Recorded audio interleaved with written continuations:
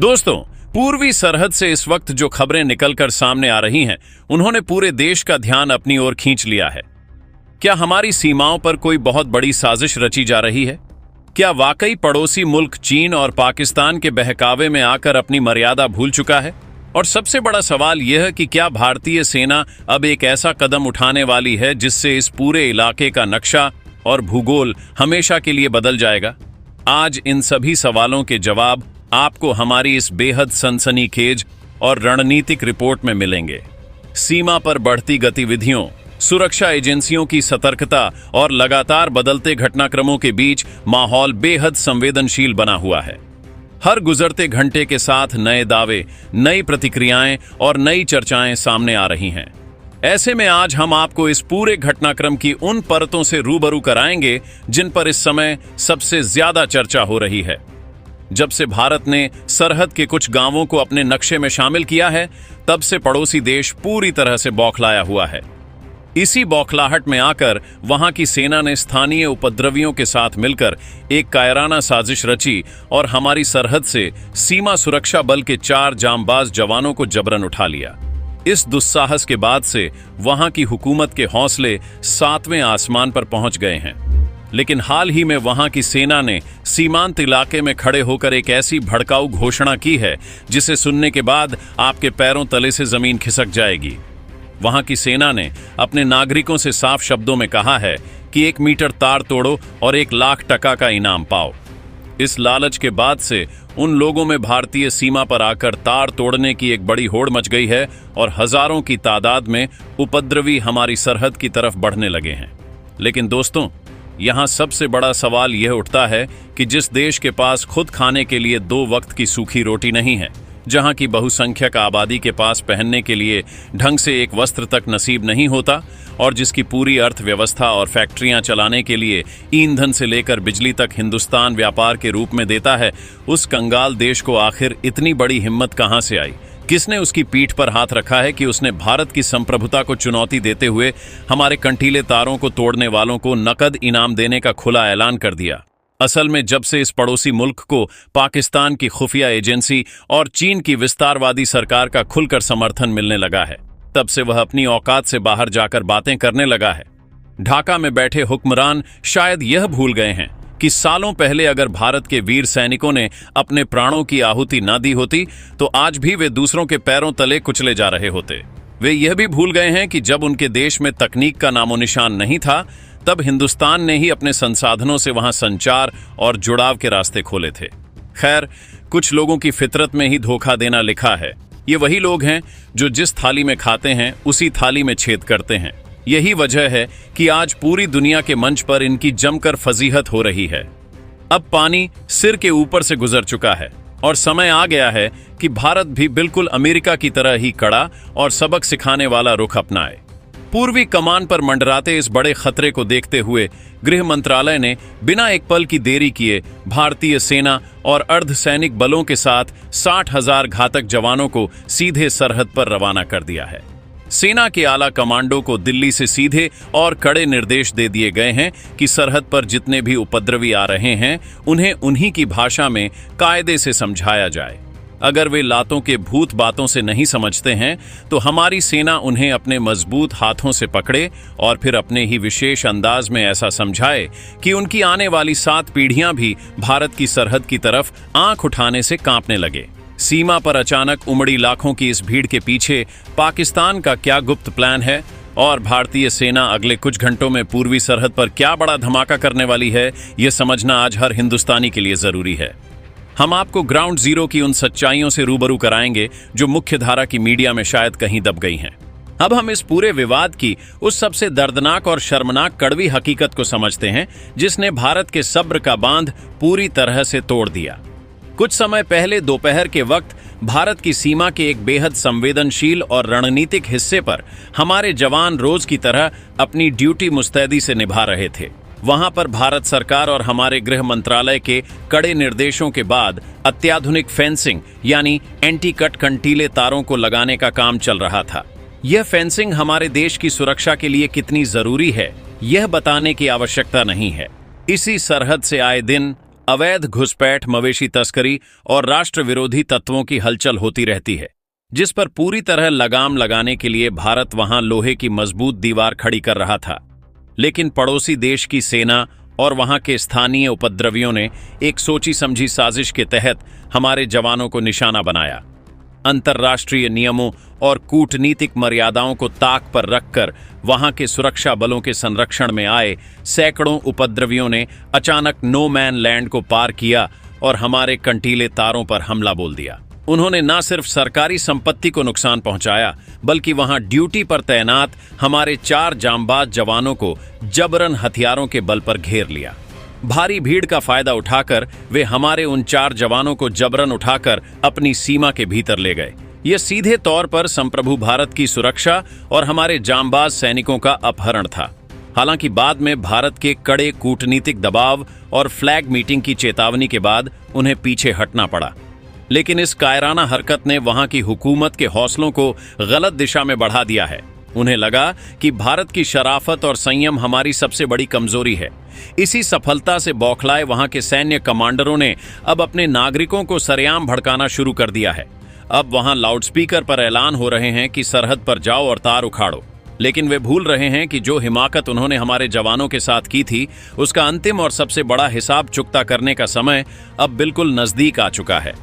दोस्तों, आज जब हम इस भड़काऊ घोषणा को सुनते हैं तो हंसी भी आती है और उनके दिवालियापन पर तरस भी आता है।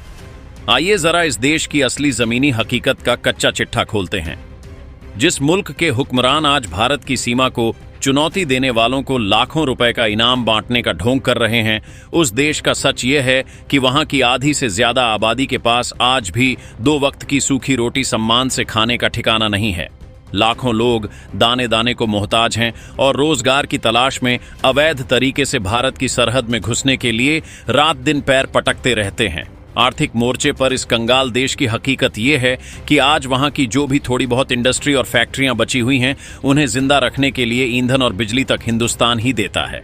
अगर भारत सिर्फ 3 दिनों के लिए अपनी सीमाएं सील करके बिजली की सप्लाई काट दे तो पूरा इलाका अंधेरे में डूब जाएगा और उनकी अर्थव्यवस्था पूरी तरह से वेंटिलेटर पर आ जाएगी। इतिहास गवाह है कि सालों पहले भारतीय सेना के पराक्रम के सामने दुश्मन के 93,000 से ज्यादा सैनिकों ने घुटने टेक दिए थे। यह दुनिया के सैन्य इतिहास का सबसे बड़ा आत्मसमर्पण था। हमारे वीर सैनिकों ने अपने प्राणों की आहुति देकर वहां के निर्दोष लोगों को जुल्म से आजादी दिलाई थी। कायदे से देखा जाए तो जिस जमीन को हमारे सैनिकों ने अपने खून से सींचकर आजाद कराया था, उस वक्त की तत्कालीन सरकार को एक बहुत बड़ा और कड़ा फैसला लेना चाहिए था। अगर उस जीत के तुरंत बाद उस भूभाग को अखंड भारत का हिस्सा बना लिया गया होता तो आज हिंदुस्तान का नक्शा कुछ और ही होता। ना तो आज हमारे टैक्स पेयर्स का अरबों रुपया इस पूर्वी सरहद पर फेंसिंग लगाने में खर्च होता, ना ही सीमा पार से होने वाली घुसपैठ का कोई सिरदर्द होता, और ना ही आज कोई हमारी सेना को आंखें दिखाने की हिम्मत कर पाता। ये एक ऐसी ऐतिहासिक भूल थी जिसका खामियाजा हमारी आज की पीढ़ियां भुगत रही हैं। लेकिन वहां बैठी वर्तमान हुकूमत को यह बात बहुत अच्छे से और साफ साफ समझ लेनी चाहिए कि इतिहास बदला जरूर जा सकता है, लेकिन भूगोल को दोबारा लिखने की ताकत आज भी सिर्फ हिंदुस्तान के पास ही है। अगर वह मुल्क यह सोच रहा है कि वह भारत की शराफत का फायदा उठाकर हमेशा बचता रहेगा, तो वह अपनी जिंदगी की सबसे बड़ी गलतफहमी में जी रहा है।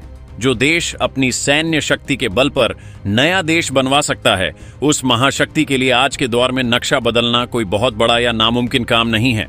अब सवाल यह उठता है कि अचानक उनकी हिम्मत इतनी ज्यादा कैसे बढ़ गई। इसके पीछे असल हाथ चीन और पाकिस्तान का है, जो पिछले कुछ समय से वहां की जमीन का इस्तेमाल भारत के खिलाफ एक परोक्ष युद्ध के रूप में करने की नापाक कोशिश कर रहे हैं। खुफिया रिपोर्टों के मुताबिक वहां के कुछ सैन्य अधिकारियों को भारी फंडिंग और हथियारों की सप्लाई की जा रही है। चीन का मकसद बहुत साफ है। वह चाहता है कि भारत अपनी पूरी ताकत और ध्यान उत्तरी सीमाओं पर केंद्रित न कर सके, इसलिए वह भारत को पूर्वी मोर्चे पर उलझा कर रखना चाहता है। इसी इशारे पर आकर उन्होंने हमारी फेंसिंग को निशाना बनाया, लेकिन वे यह भूल गए कि जब बात राष्ट्र की अखंडता पर आती है तो भारत किसी भी मोर्चे पर ढिलाई नहीं बरतता। सीमा पर रची जा रही इसी बड़ी अंतर्राष्ट्रीय साजिश को भांपते हुए नई दिल्ली में बैठे रणनीतिकारों ने सबसे बड़ा सैन्य पासा फेंक दिया है। इस समय की सबसे बड़ी अपडेट यह है कि गृह मंत्रालय के सीधे आदेश पर भारतीय सेना के 60,000 से ज्यादा घातक और पूरी तरह हथियारों से लैस जवानों को पूर्वी सरहद पर तैनात किया जा चुका है। यह कोई सामान्य तैनाती नहीं है। इस टुकड़ी में सेना के उन घातक कमांडो को शामिल किया गया है जो किसी भी मुश्किल परिस्थिति में दुश्मन के छक्के छुड़ाने में माहिर हैं। गृह मंत्री ने फ्रंट लाइन पर मोर्चा संभाल रहे कमांडरों से साफ कह दिया है कि अब केवल कागजी विरोध दर्ज कराने का समय खत्म हो चुका है। सरहद पर जो कोई भी जिस भाषा में समझे उसे उसी की भाषा में जवाब दो। सेना को मिली इस खुली छूट का मतलब पूरी दुनिया बहुत अच्छे से समझती है। जब हमारी सेना को फ्री हैंड मिलता है तो वह सरहद पार बैठे दुश्मनों के बंकरों का क्या हाल करती है, यह बात किसी से छिपी नहीं है। रक्षा मंत्रालय के सूत्रों के मुताबिक अगले कुछ घंटों के भीतर हमारी सेना की यह विशाल और आधुनिक टुकड़ी अलग अलग अति संवेदनशील और रणनीतिक मोर्चों पर पूरी तरह से अपना मोर्चा संभाल लेगी। इसके बाद अगर सीमा पार से 1 इंच भी हरकत करने की कोशिश की गई तो उसका अंजाम बहुत भयानक होगा। आज का नया भारत अपने आत्मसम्मान और अपने वीर जवानों की सुरक्षा से खिलवाड़ करने की इजाजत किसी को नहीं दे सकता। रात के लगभग 2 बजे राष्ट्रीय सुरक्षा से जुड़े शीर्ष अधिकारियों की एक विशेष बैठक शुरू हुई। कमरे में मौजूद हर व्यक्ति के सामने अलग अलग रिपोर्टें थीं। कहीं संदिग्ध संचार गतिविधियों का विवरण था तो कहीं सीमा के आसपास बढ़ी हुई हलचल का विश्लेषण। घंटों तक चली चर्चा के बाद एक बात साफ हो गई कि सीमा पर जो दिखाई दे रहा है उसके पीछे केवल स्थानीय लोग नहीं हैं। कुछ ताकतें पूरे क्षेत्र को अस्थिर करने की कोशिश कर रही थीं। इसी बीच एक ऐसी रिपोर्ट सामने आई जिसने पूरे घटनाक्रम को नया मोड़ दे दिया। खुफिया एजेंसियों को संकेत मिले कि सीमा के दोनों ओर अफवाहों का एक बड़ा नेटवर्क सक्रिय हो चुका है। सोशल मीडिया और मैसेजिंग प्लेटफॉर्म के जरिए ऐसी सूचनाएं फैलाई जा रही थीं जिनका उद्देश्य लोगों के बीच अविश्वास बढ़ाना था। जांच के दौरान मिले कुछ सुराग ऐसे थे जो क्षेत्रीय राजनीति से कहीं आगे तक जाते दिखाई दे रहे थे। कुछ दस्तावेज और वित्तीय लेन देन ऐसे सवाल खड़े कर रहे थे जिनका जवाब अभी बाकी था। अधिकारियों को महसूस हो रहा था कि वे केवल एक घटना नहीं बल्कि एक बड़े तंत्र के सामने खड़े हैं। कहानी अभी खत्म नहीं हुई थी। असली अध्याय तो अब शुरू होने वाला था। सीमा पर दिखाई देने वाली गतिविधियों के पीछे जो परतें धीरे धीरे खुल रही थीं, उन्होंने राजधानी में बैठे रणनीतिकारों की चिंता बढ़ा दी थी। कई एजेंसियों के अधिकारियों को अब यह महसूस होने लगा था कि वे एक ऐसे नेटवर्क का सामना कर रहे हैं जिसकी जड़ें बहुत पुरानी हैं। जांचकर्ताओं को कुछ ऐसे सर्वर और डिजिटल खातों का पता चला जिनका उपयोग लंबे समय से गलत सूचनाएं फैलाने के लिए किया जा रहा था। इन खातों से लगातार ऐसे संदेश भेजे जाते थे जिनका उद्देश्य सीमावर्ती क्षेत्रों में अस्थिरता बढ़ाना था। दूसरी तरफ सीमा के पास रहने वाले स्थानीय लोगों ने भी कई महत्वपूर्ण जानकारियां दी। उन्होंने बताया कि पिछले कुछ महीनों में कुछ अज्ञात लोग क्षेत्र में देखे गए थे जो सुरक्षा व्यवस्थाओं के बारे में असामान्य रुचि दिखा रहे थे।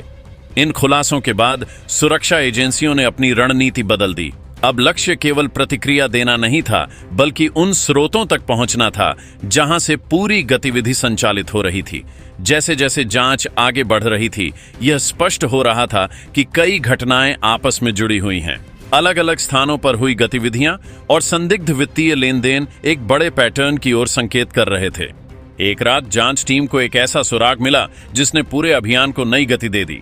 यह सुराग एक पुराने संचार रिकॉर्ड से जुड़ा था। इसके बाद जांच का फोकस पूरी तरह बदल गया। अब टीमों को विश्वास होने लगा था कि वे उस केंद्रीय बिंदु के करीब पहुंच रही हैं जहां से पूरी साजिश रची गई, लेकिन साथ ही जोखिम भी बढ़ रहा था। जितना अधिक वे सच्चाई के करीब पहुंचते, उतनी ही अधिक संभावना थी कि विरोधी पक्ष अपने निशान मिटाने की कोशिश करेगा।